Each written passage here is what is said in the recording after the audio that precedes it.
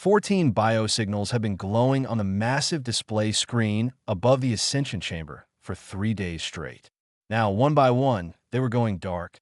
The whole Empire watched.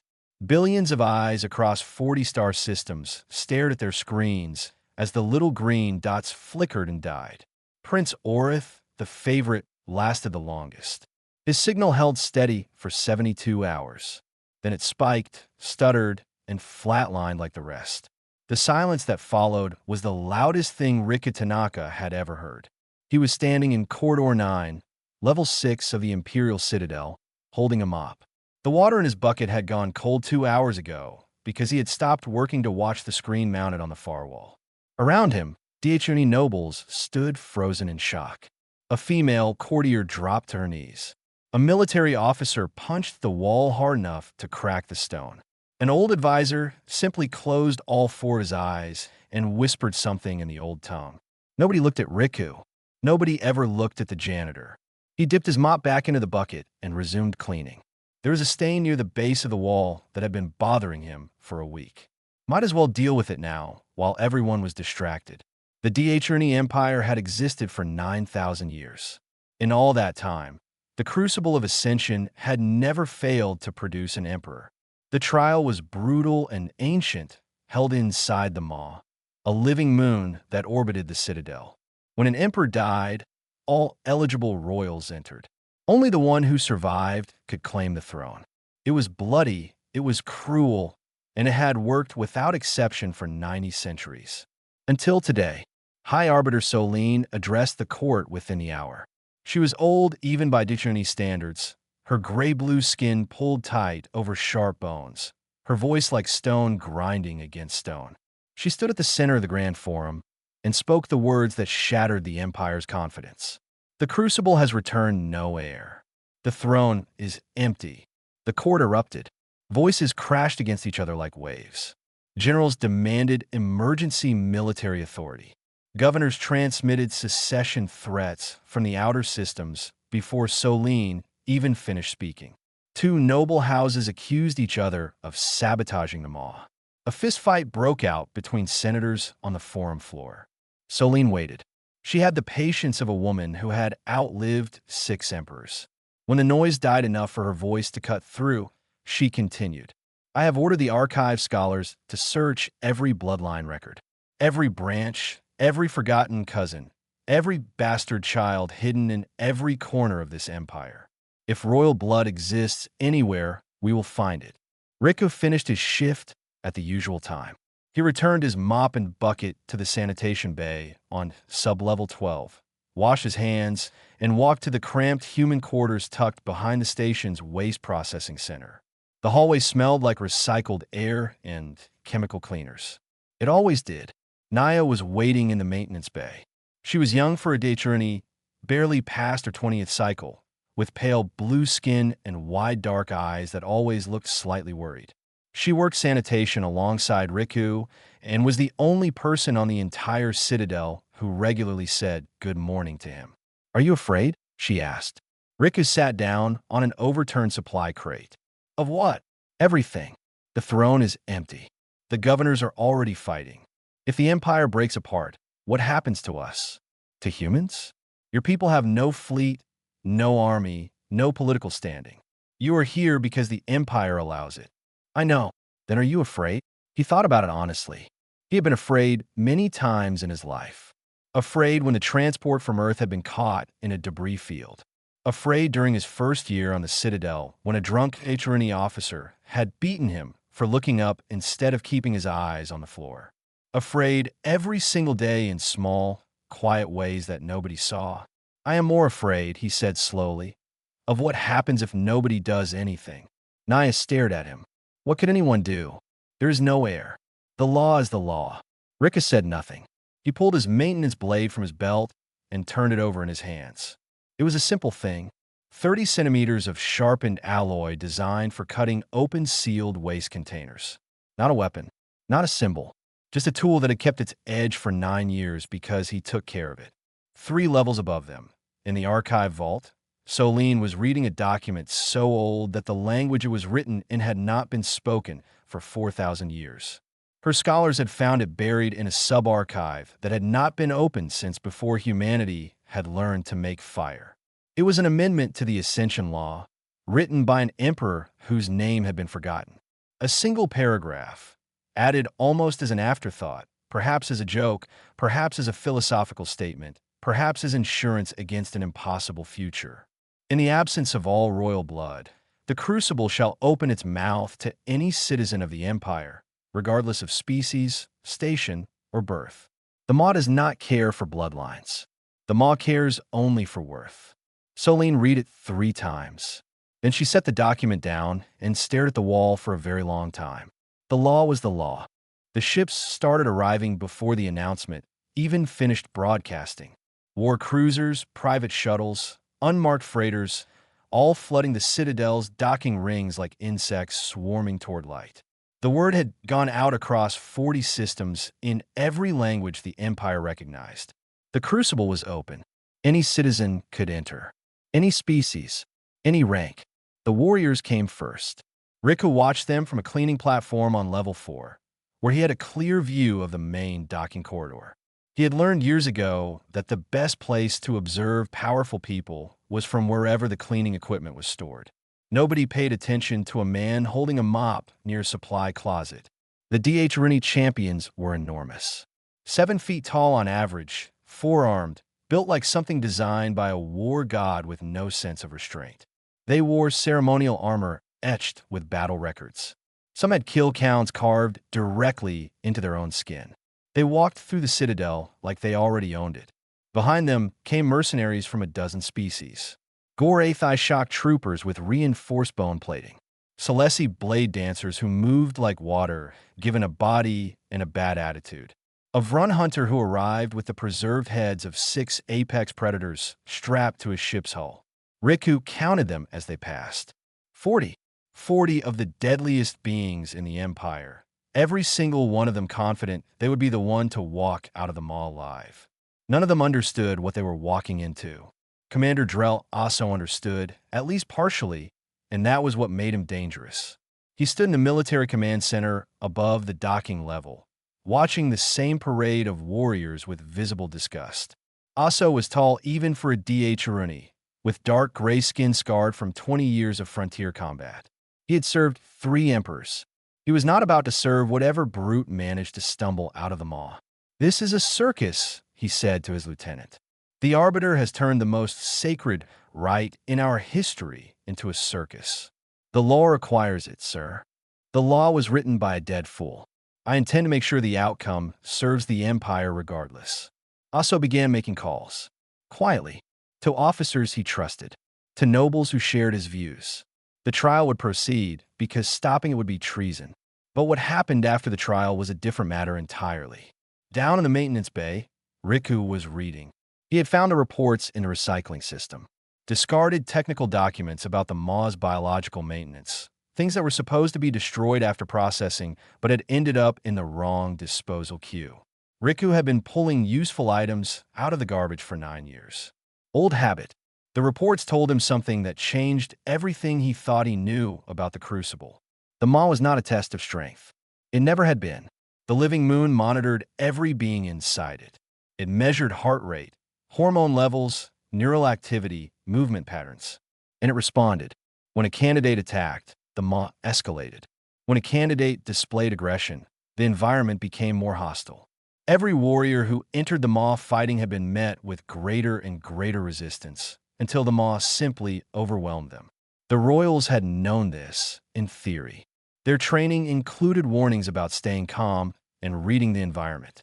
But they were raised as conquerors. When the pressure mounted, every single one of them had defaulted to force. And the Maw had crushed them for it. Riku set the reports down and stared at the wall of his tiny quarters. He thought about the first rule he had learned as a janitor on the Citadel. When you're cleaning a space that belongs to someone more powerful than you do not fight the space. You read it. You learn its patterns. You move with it, not against it. The Maw was just another room that needed to be understood before it could be managed. Naya found him an hour later, sharpening his maintenance blade with the small whetstone he kept in his locker. She watched him for a moment, and then her dark eyes went wide. "No," she said. I have not said anything. You are sharpening that blade the way you sharpen it before a difficult job. Riku. No. Somebody has to. Somebody Dichirini has to. Somebody with training and armor and at least a real weapon.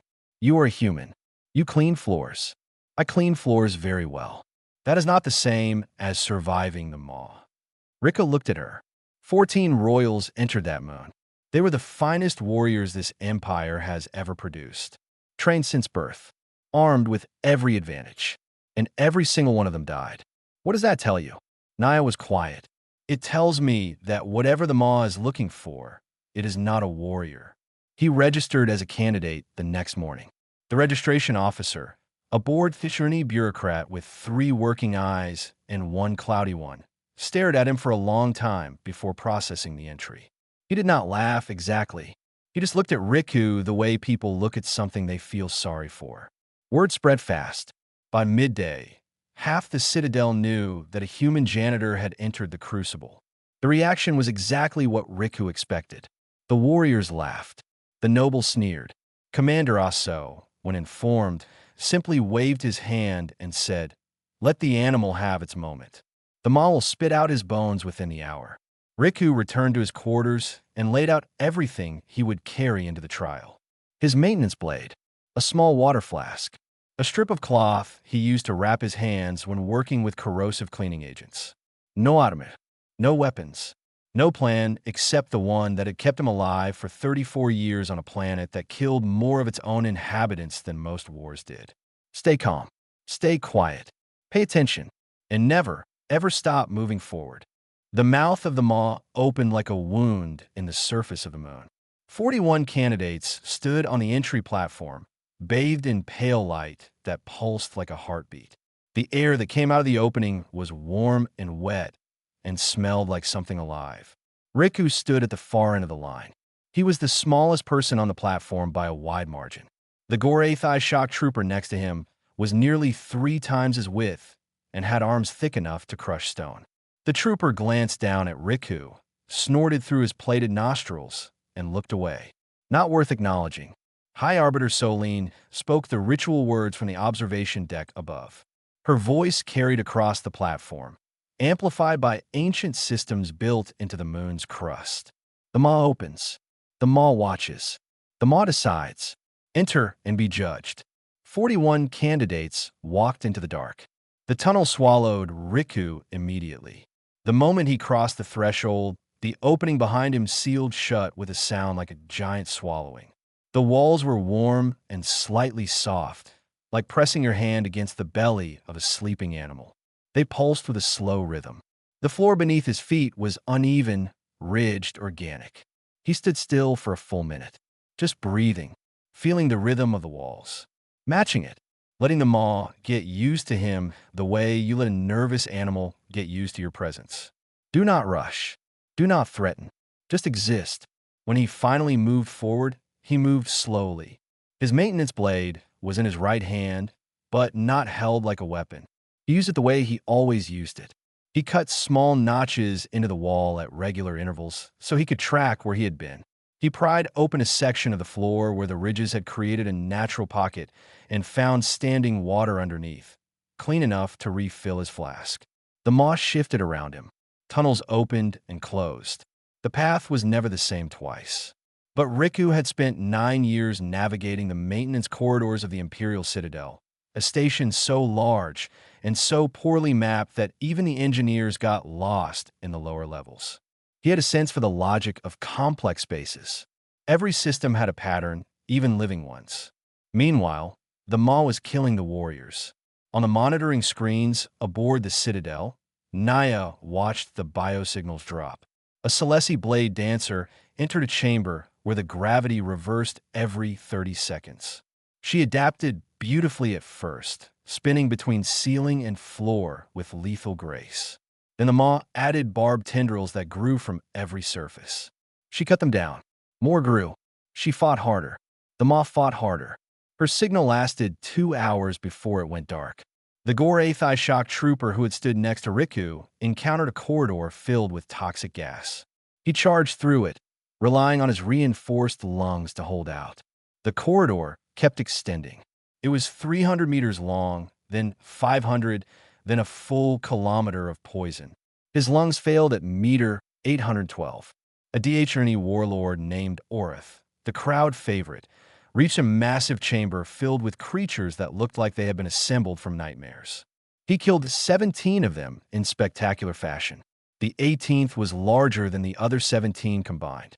It had been waiting for him to tire. By the end of the first day, 26 candidates were dead. Rika was not among them. He had encountered his own challenges. A section of tunnel had collapsed, blocking his path with tons of organic rubble. He did not try to force through it. He sat down, studied the wall structure, and found a weak point where the tissue was thinner. He used his blade to cut a narrow opening just wide enough to squeeze through. It took him 4 hours.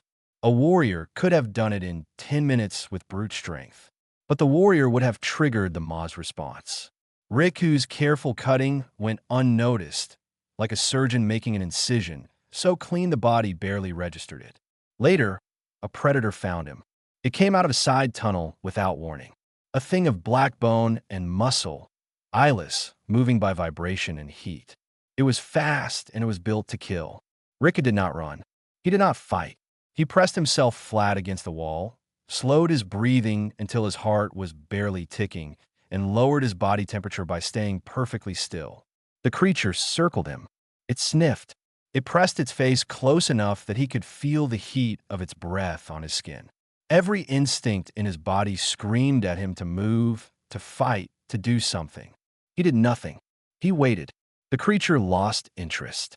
It turned and disappeared back into the tunnel it had come from. Riku stayed flat against the wall for another 10 minutes before he allowed himself to breathe normally. On the monitoring screens, Naya let out a breath she had been holding for 3 minutes. Next to her, a HFY technician stared at Riku's biosignal readout with open confusion. His heart rate barely changed, the technician said. How is that possible? That was a moss stalker. They have a 98% kill rate. Naya did not answer. She just watched the little green that was Riku Tanaka, still glowing, still steady, moving deeper into the living moon at the pace of a man who had nowhere to be and all the patience in the world. By the end of the second day, only 7 candidates remained alive. 6 warriors and 1 janitor. Riku reached the underground lake on the evening of the second day. It was vast, stretching beyond the reach of the faint bioluminescent light that lined the cavern's ceiling. The water was black and perfectly still. Something enormous moved beneath the surface, visible only as a slow, dark shape that displaced water without breaking it. Every candidate who had reached this point in previous trials had tried to cross. Swim, build a raft, find a way around. All approaches ended the same way.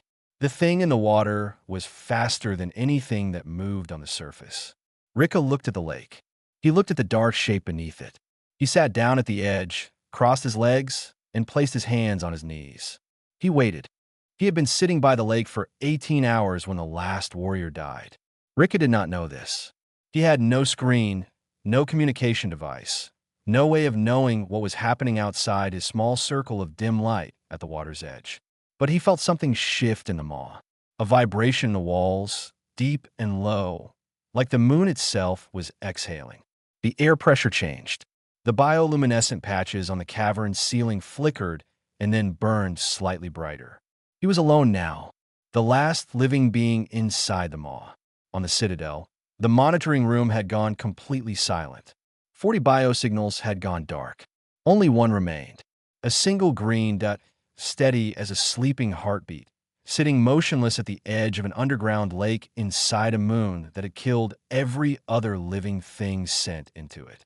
Naya stood with her hands pressed flat against the console. Her fingertips had gone pale from the pressure. Around her, technicians and officers stared at the screen with expressions that ranged from confusion to disbelief to something that looked almost like fear. "He is not moving," one of the technicians said. "He has not moved in 18 hours, another confirmed. "Is his signal degrading? Is he injured?" "No. Heart rate 52. Respiration normal. Neural activity stable. He is just sitting there." Commander Aso stood at the back of the room. He had been watching for the past 6 hours. and with each hour his expression had grown darker. The warriors were dead. The champions, the killers, the finest the Empire had produced. All dead, and the human janitor was sitting cross-legged beside a lake like he was on a lunch break. "This is wrong," Aso said quietly to his lieutenant. "Something about this is fundamentally wrong." He left the monitoring room and went to the environmental control station on the Maw's exterior. The living moon required external atmospheric regulation, systems that had been maintained by engineers for thousands of years. Aso had authority over the military personnel who operated those systems. He began giving orders. Small adjustments. Reduce oxygen flow to Sector 7. Increase ambient temperature in the deep chambers by 15 degrees. Seal the emergency ventilation shafts that provided backup air to the lower levels. Nothing dramatic enough to trigger an alert. Just enough to make the environment inside the maw slowly, quietly lethal. Back inside the maw, Rika noticed the change. The air grew thinner, warmer. His breathing became slightly more labored.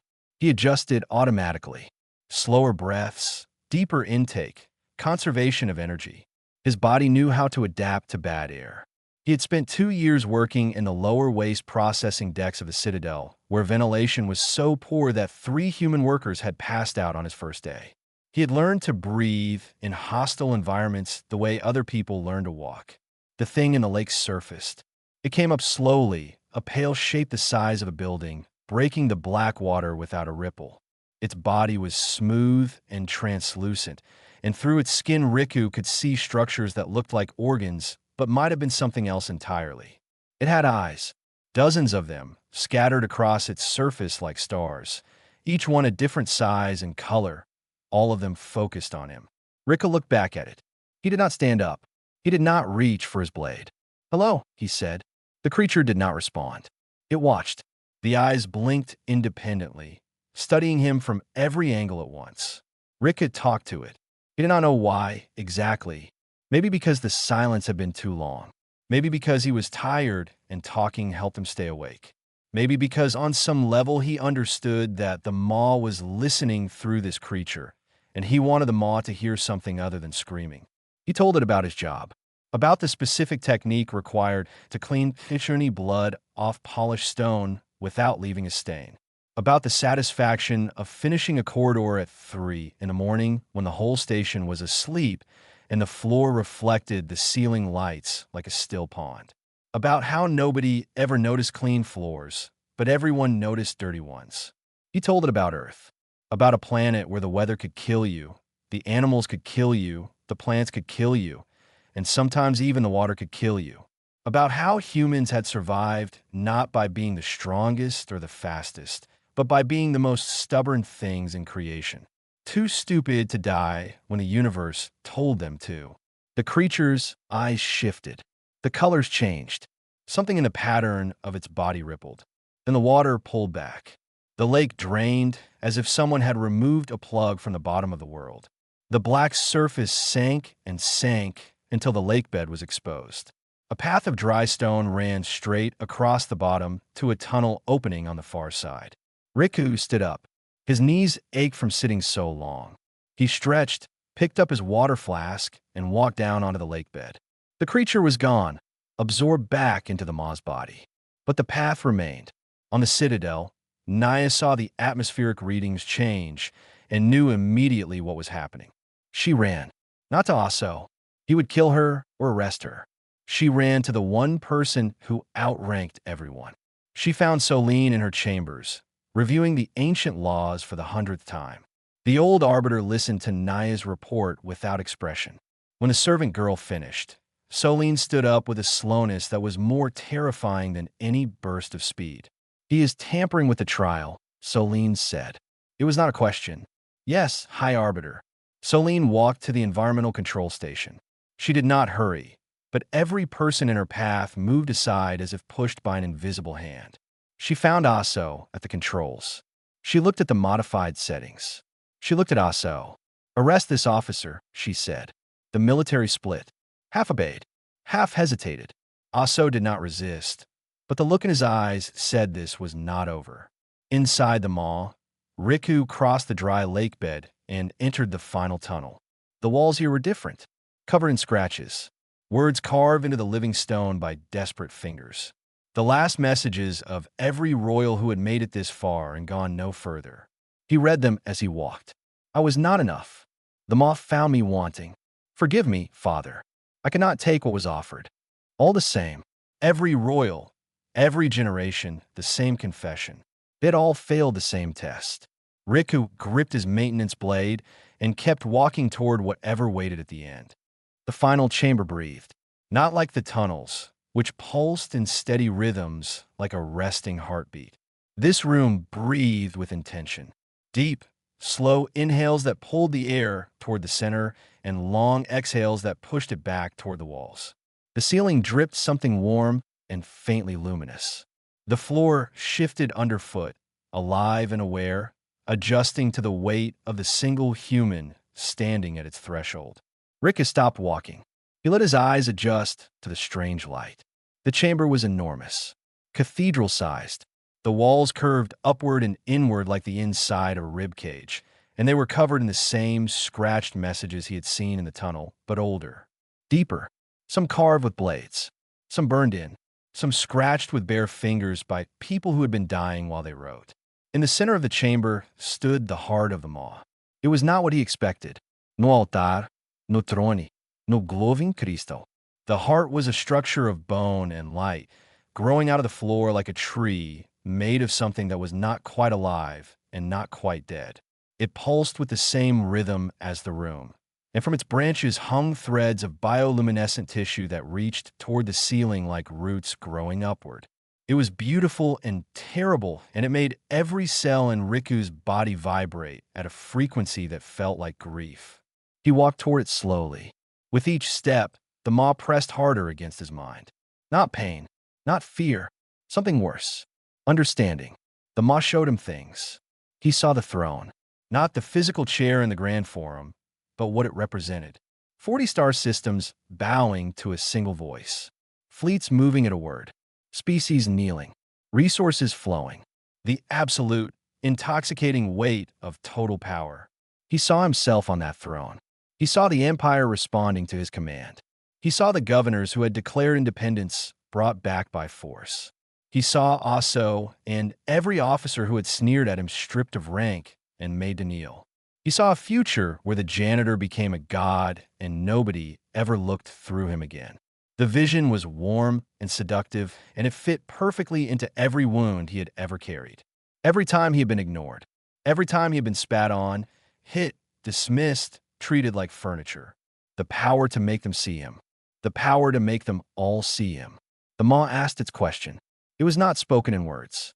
It came as a pressure behind his eyes, a vibration in his chest, a pull in his blood that pointed toward the heart, like a compass needle toward north. What will you take? Riku stood 3 meters from the heart. He could feel its heat. He could feel the maw waiting, every cell of the living moon focused on this single moment, on this single question, on this small human standing in the belly of something ancient and vast. He thought about every royal who had stood here before him. Princes raised from birth to believe the throne was their destiny. Warriors who had fought their way through the maw's horrors only to reach this chamber and find one final test that none of them recognized. They had all answered the question the same way. They had reached for power. They had tried to take the heart, to claim it, to own it. And the maw had consumed them. Because the question was a trap. It had always been a trap. Riku thought about the floors. He thought about the specific way you hold a mop when the corridor is very long and your arms are tired, but the work still needs to be done.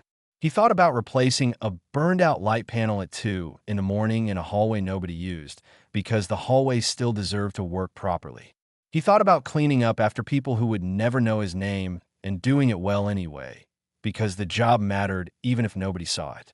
He thought about what it meant to keep something running. Not for glory, not for power, not even for recognition, just because somebody had to, and he was the somebody who was there. Riku knelt on the floor of the chamber. He pulled his maintenance blade from his belt and laid on the ground in front of the heart.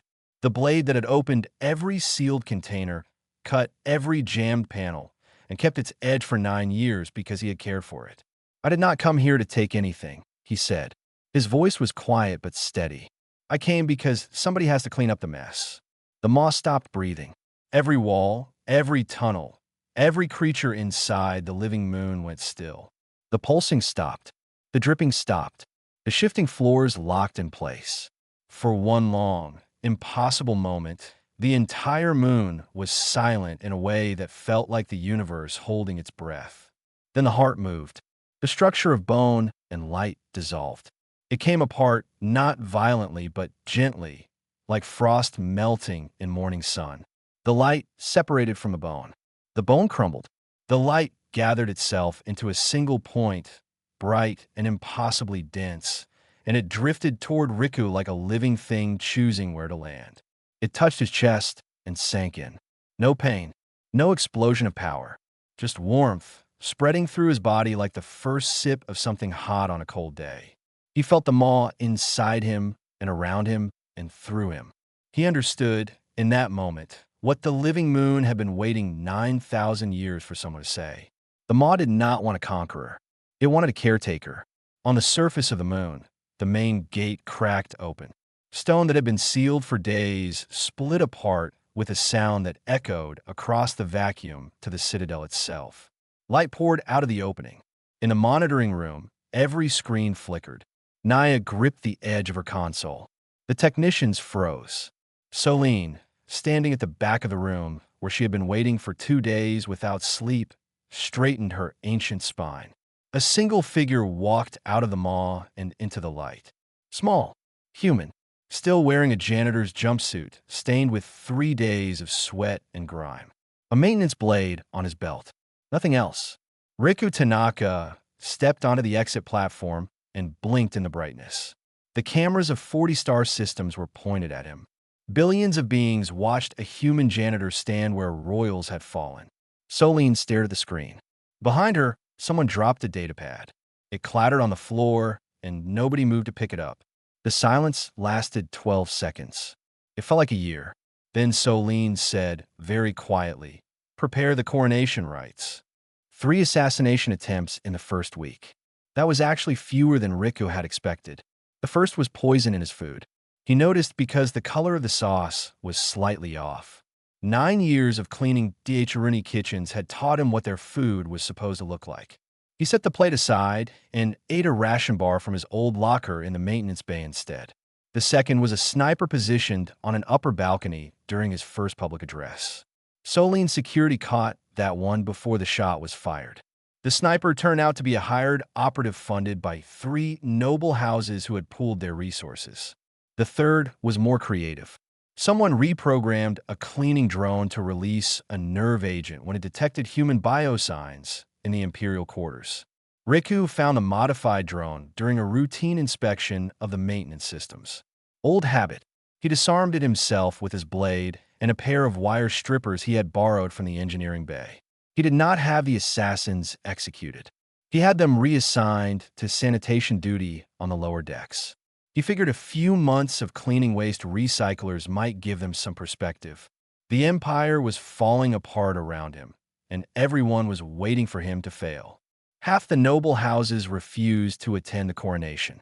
3 outer systems declared full independence within days of the announcement. The military was split between officers who followed Solene's legal authority and officers who followed Aso's ideology, even with Aso sitting in a detention cell. Supply chains destabilized. Trade routes went unprotected. 2 border systems reported pirate raids that the fractured fleet could not respond to. Solene performed the coronation rites because the law demanded it, but she did not pretend to be comfortable. She told Riku plainly, on the night before the ceremony, that the crown would destroy him. "Every emperor I have served was born for this burden," she said.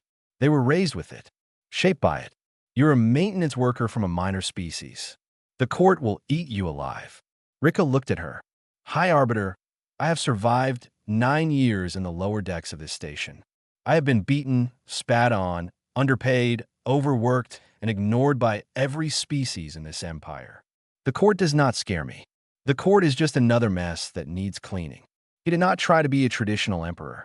He did not hold grand audiences or make sweeping declarations or play the political games that the noble houses had perfected over millennia.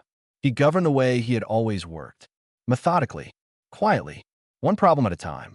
His first official act was to open the lower levels of the citadel to the full court. He walked the nobles through the maintenance bays, the sanitation wings, the waste processing centers, the cramped quarters where human and alien servants lived six to a room. He did not lecture them. He just showed them. He let the smell and the heat and the broken fixtures speak for themselves. Some nobles were disgusted. Some were embarrassed. A few, to their credit, were ashamed.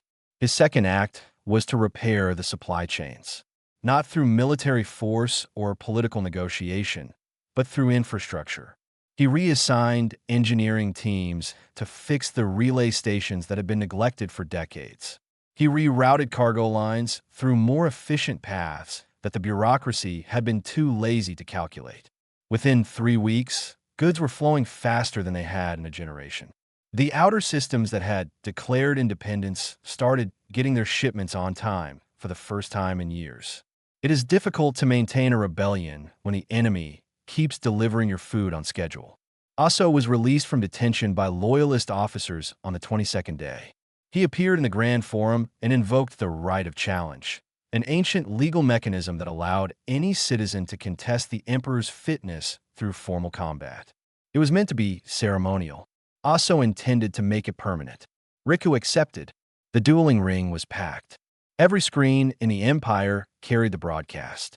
Aso entered in full military armor, carrying a ceremonial blade that had been forged for an emperor 700 years ago. He was trained, experienced, and motivated by a hatred so pure it had become a kind of faith. Riku entered in his janitor's jumpsuit, maintenance blade in his right hand. Nothing else. Aso attacked first. Fast, précise, brutal. Military combat training refined over 2 decades. His blade moved in patterns designed to overwhelm and dismember. Riku did not try to match him. He could not match him. Instead, he moved the way he had always moved through dangerous spaces. Low, quick, unpredictable.